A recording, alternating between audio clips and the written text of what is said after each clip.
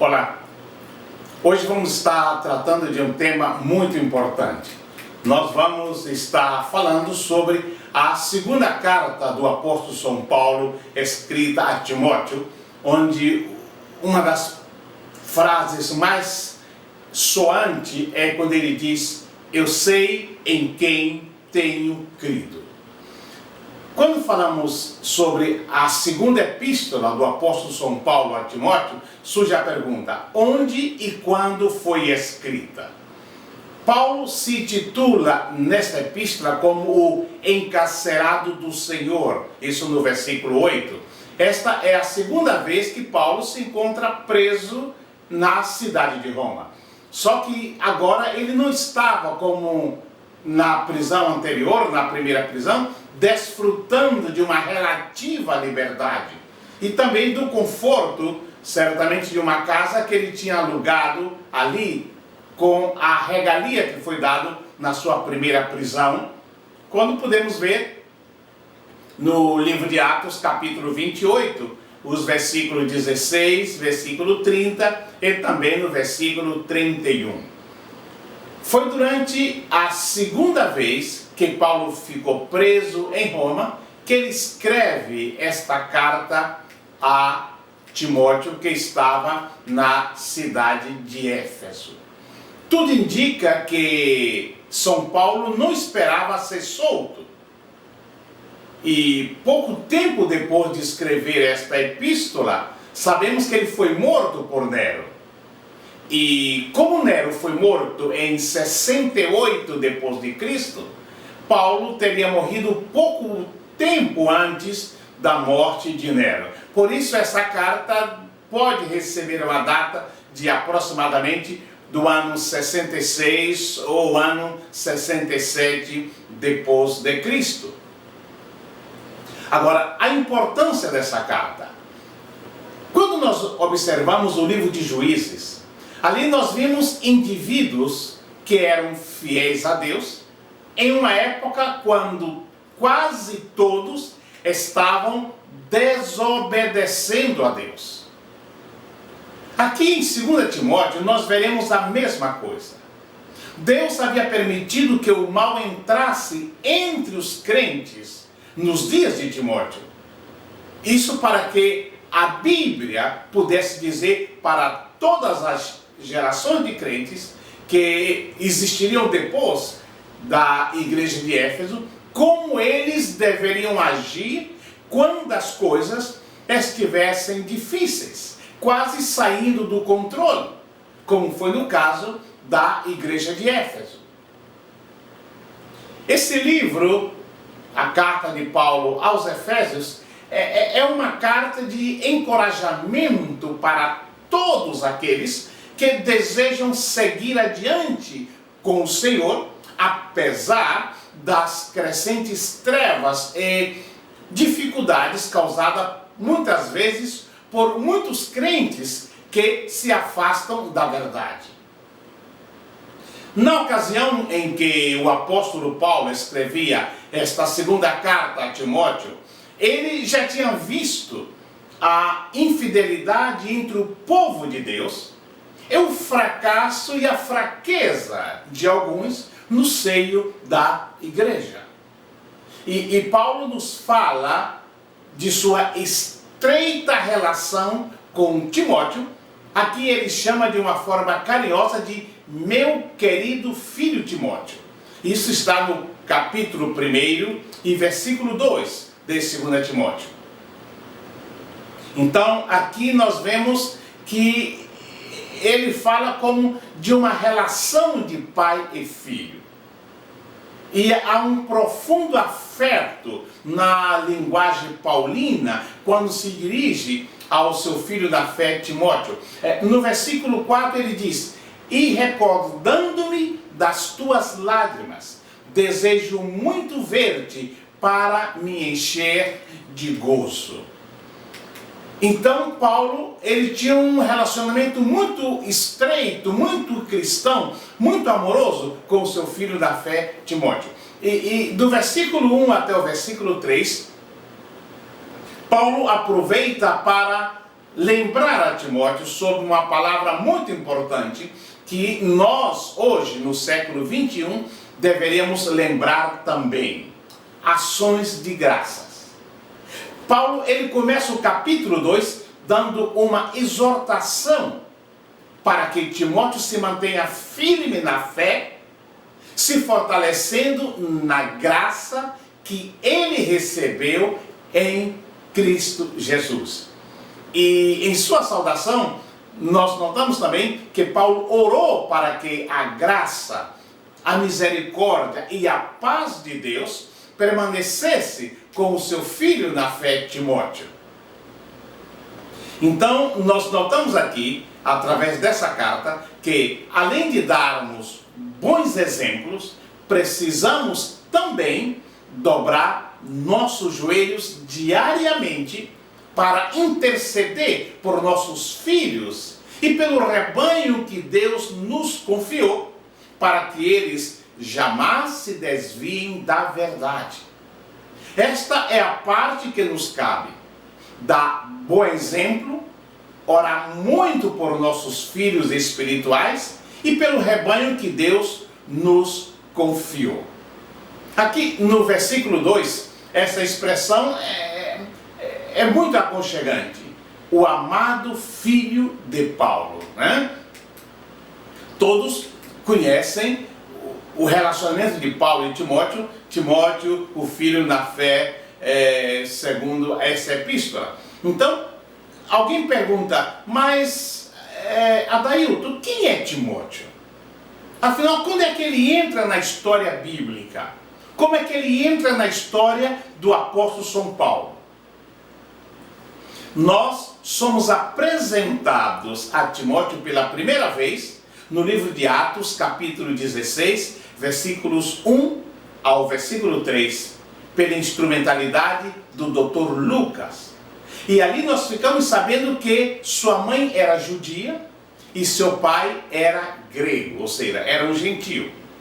Desta epístola aqui, nós descobrimos também que a sua mãe e a sua avó eram crentes e que criaram Timóteo baseado nas Escrituras, como vemos no capítulo 1 e no versículo 5, também no capítulo 3 e os versículos 14 e 15.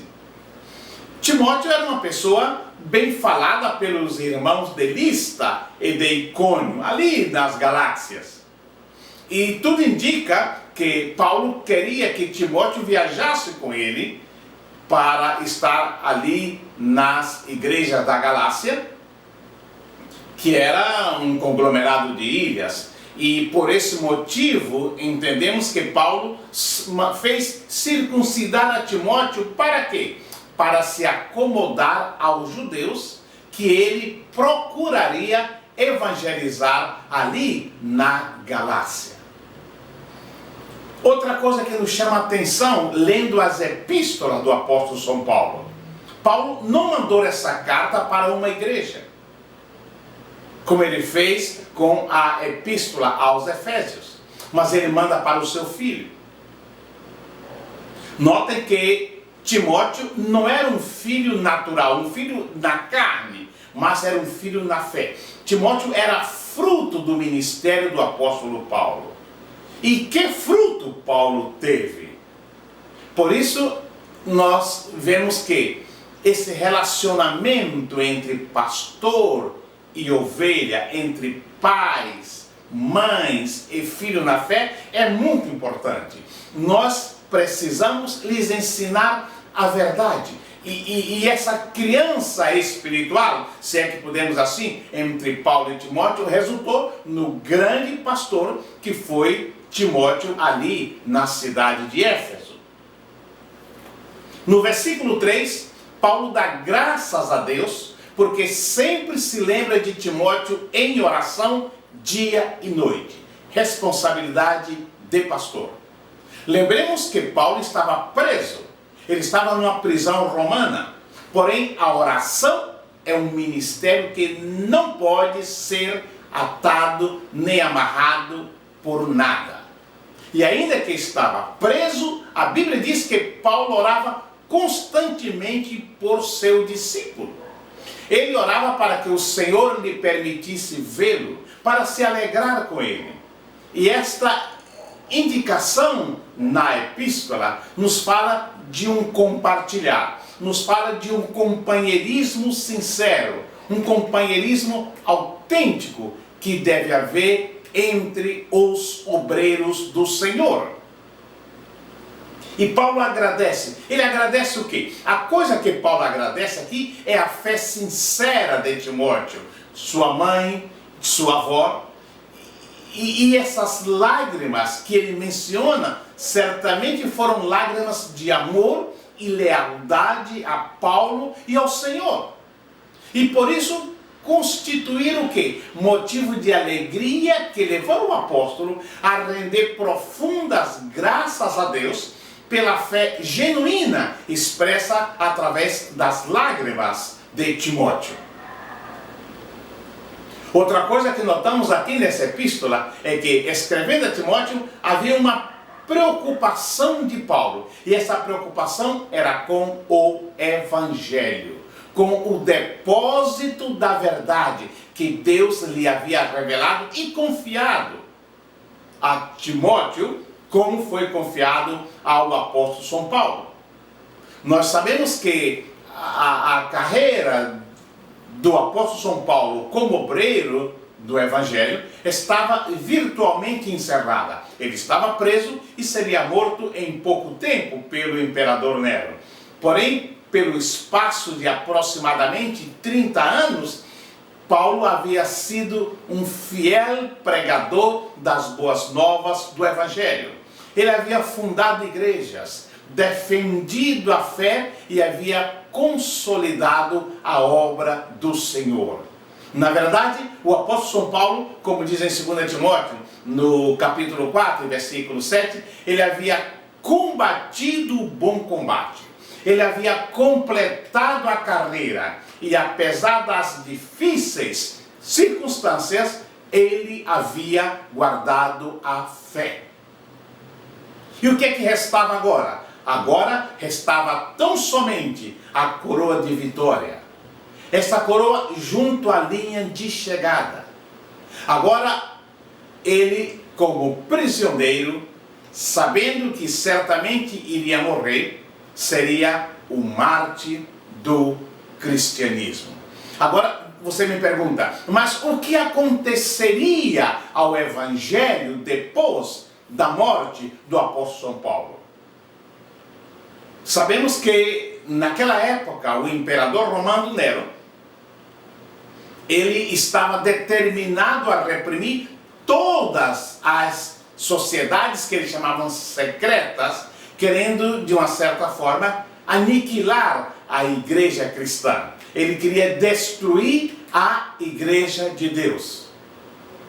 Agora você me pergunta, mas Jesus não disse no Evangelho de São Mateus que ele edificaria a sua igreja e as portas do inferno não prevaleceriam contra ela? Sim. E justamente para que as portas do inferno não prevalecessem contra a igreja é que Paulo está capacitando a Timóteo para que, independente das circunstâncias, que ele continuasse na brecha. No versículo 3, Paulo disse: Deus a quem desde os meus antepassados sirvo. Essa frase é muito importante, porque sabemos que Paulo, conhecido como Saulo de Tarso, ele conhecia pelo menos 2 gerações anteriores que foram intensamente leais à fé. Em paralelo, podemos dizer, as gerações do piedoso Timóteo. Essa palavra que nós falamos que é um encorajamento, é um encorajamento que está totalmente oposto ao que comentamos em uma gravação anterior, aquelas fábulas tudo aquilo que afastava o homem de Deus. Então, a fé permaneceu independente das difíceis circunstâncias e deu lugar ao quê? A frutos como o que vemos aqui na cidade de Éfeso, que foi Timóteo. E ele disse que ele servia ao Senhor com uma consciência limpa. E eu estive vendo a palavra grega, que é um complemento exato do latim consciência, ou seja, saber com, um conhecimento partilhado. É a consciência que temos de nós mesmos em todos os relacionamentos da vida, especialmente relacionamentos éticos. Temos ideia do que é certo, do que é errado. E quando percebemos essa realidade do certo e errado e seus direitos sobre nós, e não obedecemos, o que acontece? Nossas almas estão em guerra consigo e com a lei de Deus, conforme está escrito em Romanos no capítulo 7. Então, ter uma consciência boa ou pura não significa também que nunca pecamos ou que não cometemos nenhum pecado. Não. Antes, isso significa que a orientação e motivação fundamental da vida é obedecer e agradar a Deus. De modo que os pecados são habitualmente reconhecidos como tais e apresentados a Deus. Sim, quando as circunstâncias estão difíceis, nós recorremos ao nosso Deus. E aí nós encontramos a recomendação paulina para que Timóteo tivesse um ministério frutífero. Ele alegremente, ele se recorda da fé que havia visto em Timóteo. Ele também havia visto esta fé não apenas no seu filho da fé Timóteo, mas também na sua mãe e na avó de Timóteo. Isso é muito importante. A família desempenha um papel muito importante na criação dos filhos. Agora, que encorajamento para as mães e avós do dia de hoje, quando lemos essas palavras do apóstolo São Paulo a Timóteo. Isso é muito importante porque se você ensina a verdade aos seus filhos ou àqueles que estão sob a sua guarda, então há algo ainda mais importante. Deixe que eles vejam isso em sua vida. Isso o marcará. Inicialmente parece que essa criança ou esse adolescente não está dando a mínima importância para essa orientação, mas ao seu tempo dará o seu fruto, porque a Bíblia diz que a palavra que sai do Senhor nunca volta vazia. Muito bem. Aqui agora Paulo ele vai encorajar a Timóteo a fazer o quê? A fazer uso do que ele havia recebido de Deus. As habilidades, os dons que ele havia recebido de Deus.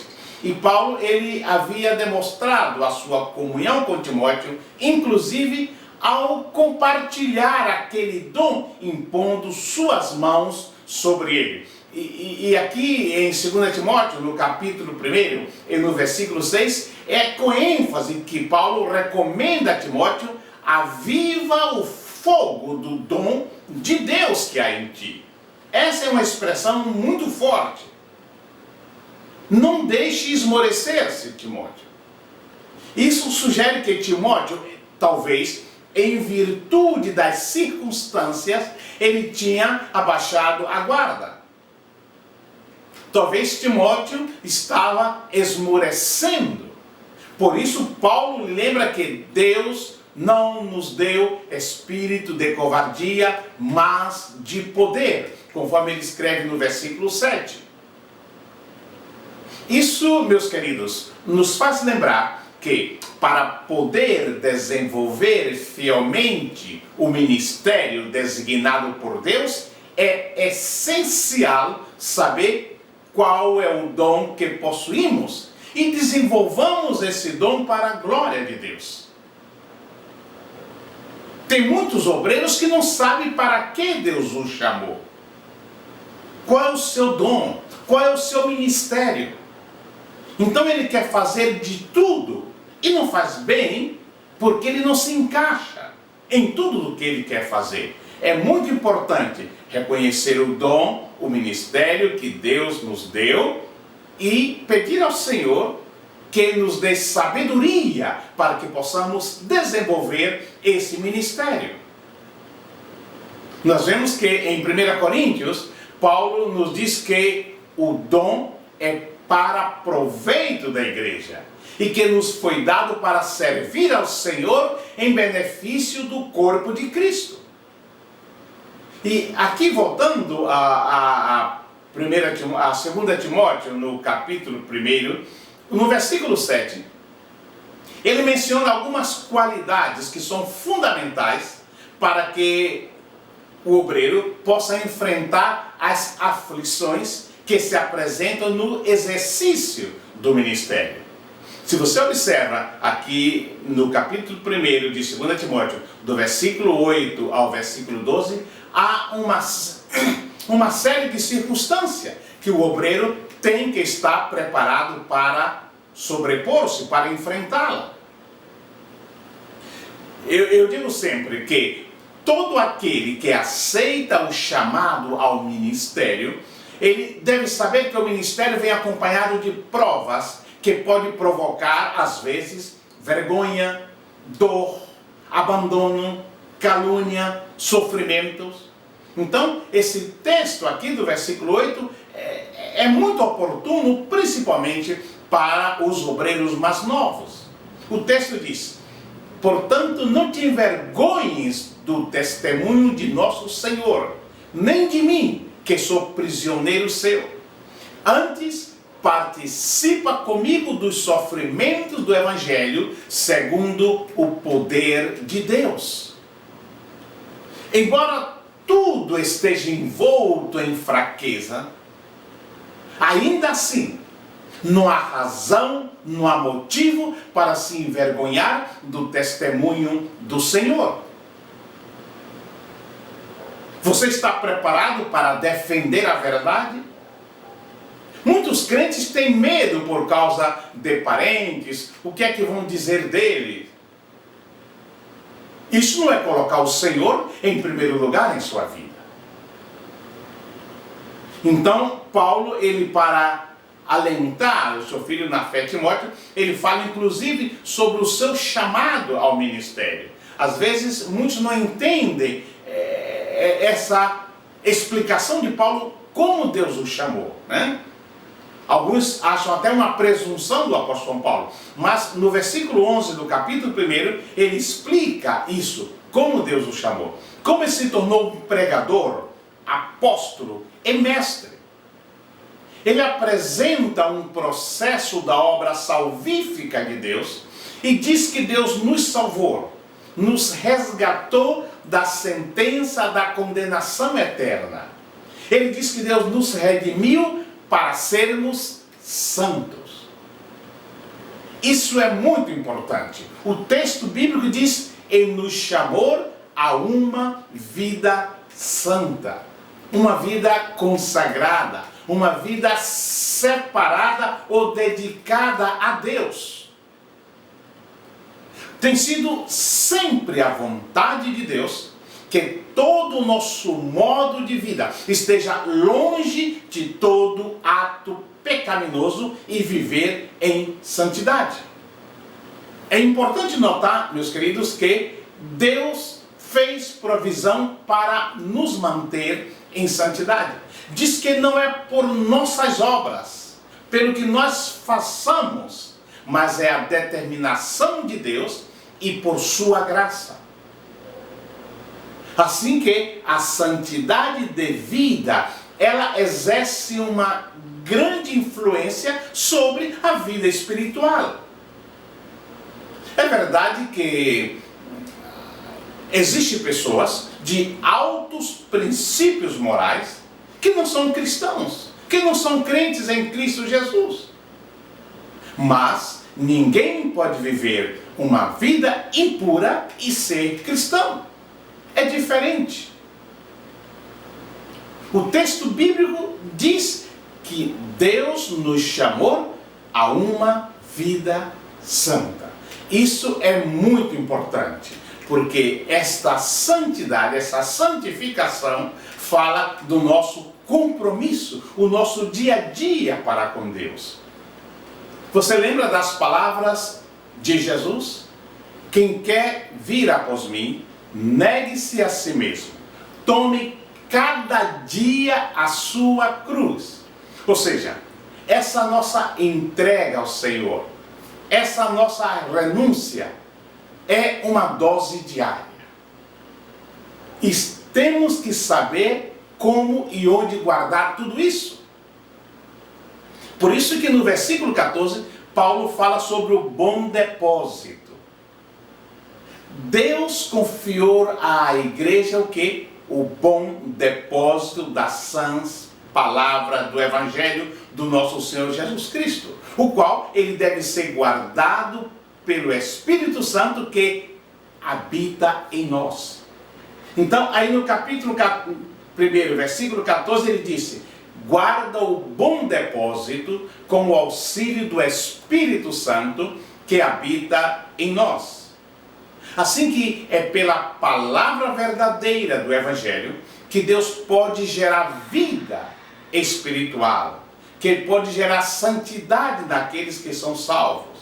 Não se pode libertar, não se pode dar vida, não se pode santificar, a não ser por meio da verdade. E a verdade é estar em Cristo, está na palavra, está no Evangelho que foi revelado e foi confiado para nós. Agora Paulo ele volta a falar sobre a sã doutrina. Nós dizemos que se a doutrina pregada não for a sã doutrina, vai ser impossível ver vidas transformadas, vidas santificadas, saudáveis espiritualmente, em virtude de que essa palavra está contaminada. Ao contrário da doutrina imperfeita, insalubre, nós somos recomendados a usar a palavra da verdade. Essa palavra que realmente transforma o mais vil pecador. Por quê? Porque a sã doutrina é uma joia inestimável, de um inestimável valor, que deve ser adequadamente guardada nesse bom depósito. E como comentamos antes, essa guarda dessa sã doutrina foi confiada por Deus a todos os cristãos, especialmente aos ministros do Evangelho, aos mensageiros das boas novas. Então, importa que esse depósito da verdade seja preservado no testemunho de nossas próprias vidas, que seja de maneira tal que o mundo olhe para nós e veja que há uma diferença. E essa diferença está justamente na nossa maneira de viver. Esta é, segundo o apóstolo São Paulo, mostra ao seu filho na fé Timóteo a vontade de Deus. Isso é muito importante. Não admira que o Senhor, Ele mesmo proíba em tantas passagens da Bíblia que nada seja acrescentado ou retirado de sua palavra revelada e escrita, exatamente para que não se perca esta integridade, esta pureza.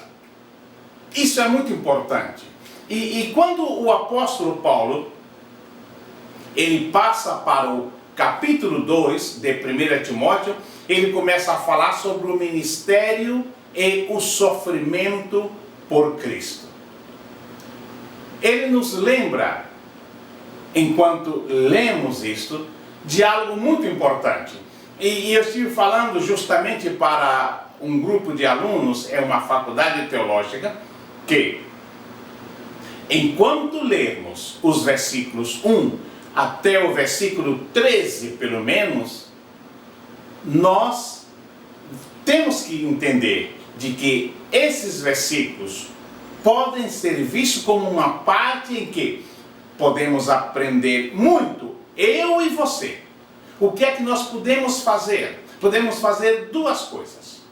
Se nossa condição espiritual diante de Deus for boa, primeiro, seremos capazes de saber o que Deus quer que façamos.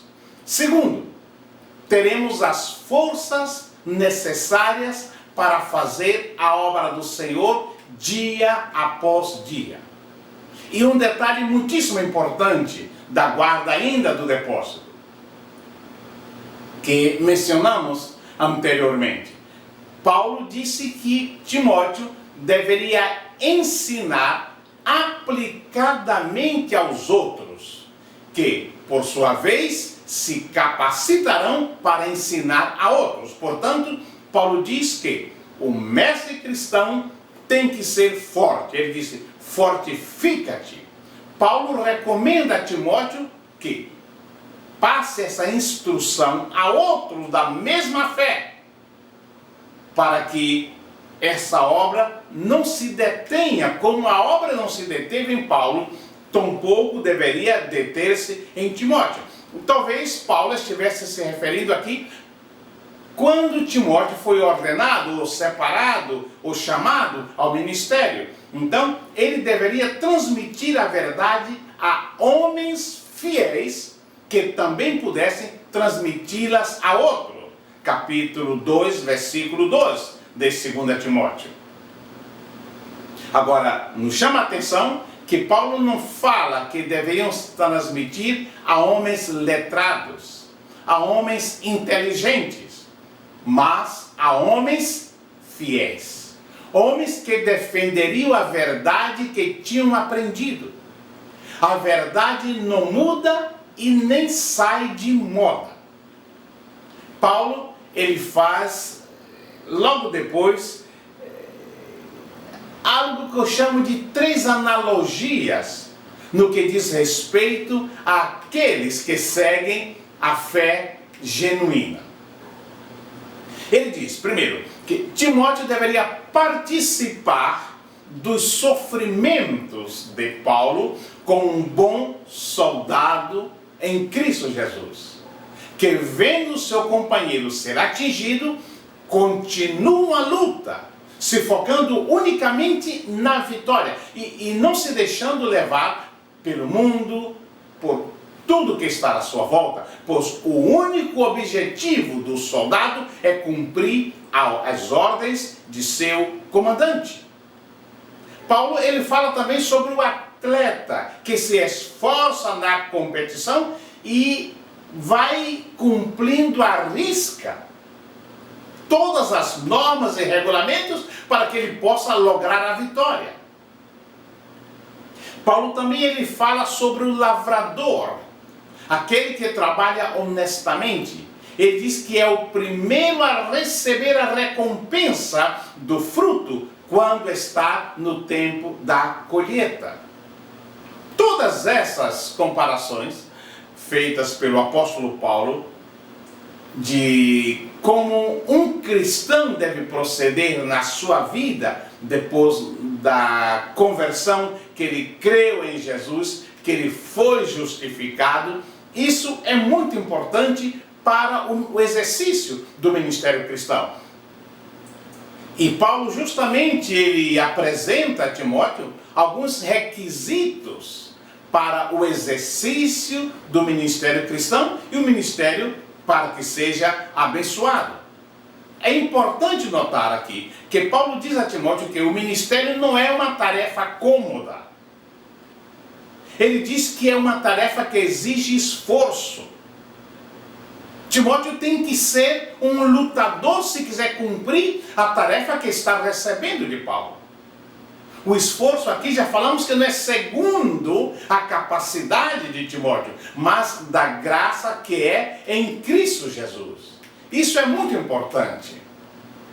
Também nós notamos que o conteúdo do ensino que Paulo fala que Timóteo deveria transmitir já estava estabelecido. Timóteo não tinha que apresentar nenhuma inovação. Agora você pergunta, qual é? Timóteo, ele deve compartilhar o que ele já tinha aprendido de Paulo. Ele não tem que rebuscar-se. Ele não tem que inovar. É exatamente o que Cristo diz em Mateus capítulo 28, versículo 20. Ensinando-lhes a que guardem todas as coisas que vos tenho mandado. Assim que o discipulador, ele compartilha o que ele já recebeu. Em terceiro lugar, Paulo diz a Timóteo que esta tarefa deve ser confiada, ele deve encarregar essa tarefa àqueles que sejam fiéis. Agora você me pergunta, mas como podemos determinar se um crente é fiel? Primeiro, examinando sua vida de oração, seu conhecimento teórico e prático da Bíblia, seu caráter manso, equilibrado, sua dependência do Espírito Santo. Tudo isso se pode observar na vida de alguém que seja considerado fiel. Paulo diz que o discipulador deve ser, então, um bom soldado. Ele disse no texto, sofre comigo como bom soldado de Cristo Jesus.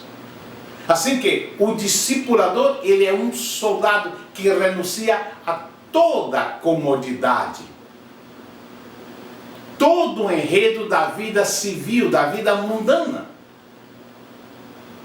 Paulo diz literalmente no versículo 4 de 2 Timóteo capítulo 2, nenhum soldado em serviço se embaraça com os negócios desta vida, a fim de agradar aquele que o alistou para a guerra. Ou seja, um soldado não deve ter a mente dividida entre seus negócios pessoais e o propósito de quem o tomou como soldado. Um soldado ativo deve estar entregue apenas em cumprir com a comissão que lhe tenha sido dada por seu superior. Há um escritor, Hendrickson, ele diz que todo ministro deve compreender que sua elevada tarefa lhe exige sua alma, sua vida, lhe exige o seu todo. E Paulo usa justamente a figura do agricultor no versículo 6, que é alguém que trabalha arduamente para saborear uma boa colheita. Não somente a Timóteo, mas para todos os obreiros. O Senhor, quando chama alguém, ele não chama nenhum preguiçoso. Porque o obreiro do Senhor não deve dar lugar à preguiça, à moleza, esses obreiros de gabinete, esses obreiros de escritório. O ministério não é para preguiçosos, para acomodados. É para gente que se entrega totalmente, como Paulo diz em Colossenses, no capítulo 1, no versículo 28 e no versículo 29 da carta aos Colossenses.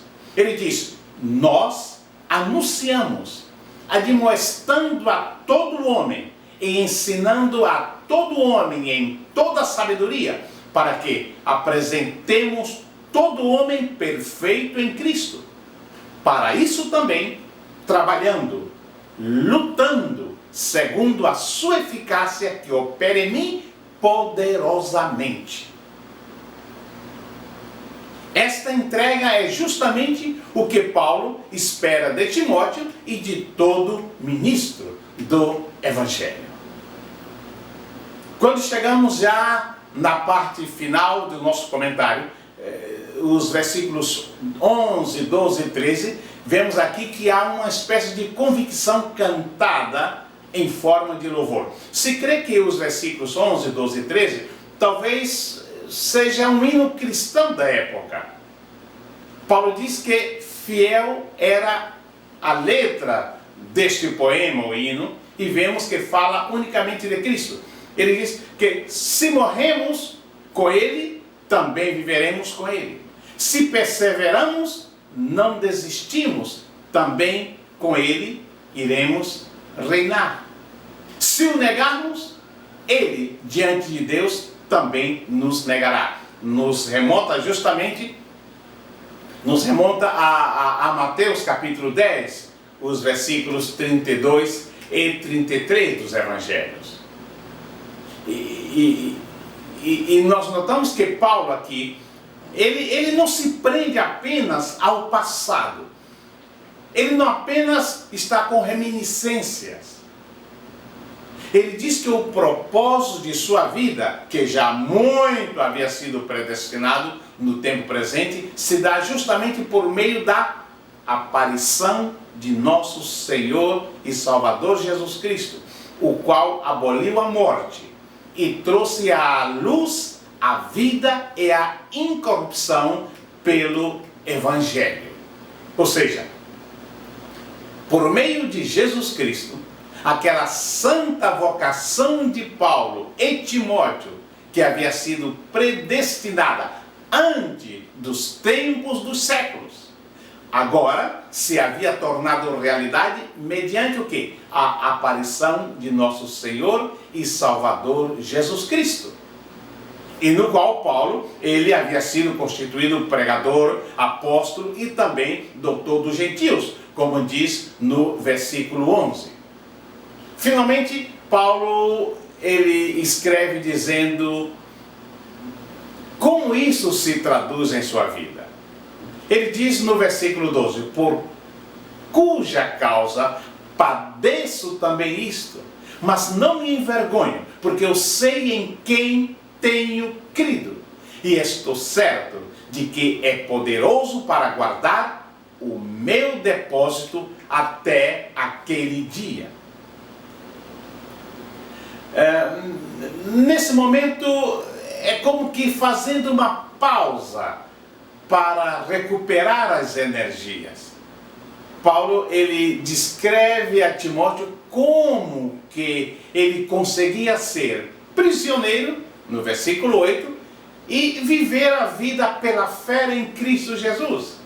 E a resposta ele encontra, e ele disse, porque eu sei em quem tenho crido. Queridos, muitos hoje em dia olham para a vida de Paulo e gritam, eu queria ser como Paulo, ser mestre da lei, apóstolo, ter servido às igrejas, ter levado o evangelho, ter presenciado muitos milagres, ser reconhecido pela igreja, ter minhas palavras perpetuadas pelo tempo. Contudo, essas pessoas se esquecem que a vida de Paulo e de tantos outros não foi apenas isto que você lê nos seus escritos. E concluímos dizendo que a igreja de nossos dias, ela precisa urgentemente atentar para a mensagem desta segunda carta de Paulo a Timóteo, já que em nossa volta nós vemos muitos cristãos, muitas igrejas, abrindo mão do evangelho genuíno, manuseando esse evangelho de uma forma desajeitada, incorrendo no perigo de finalmente vê-lo escorrer por entre seus dedos. Precisa-se hoje, em pleno século XXI, de uma geração de jovens Timóteus, se é que se pode dizer assim, que queiram guardar o sagrado depósito do Evangelho e que estejam determinados a proclamá-lo e preparados para sofrer por ele. E queiram compartilhar de uma forma genuína, incorruptível. E essa geração certamente vai agradecer. Que Deus lhes abençoe.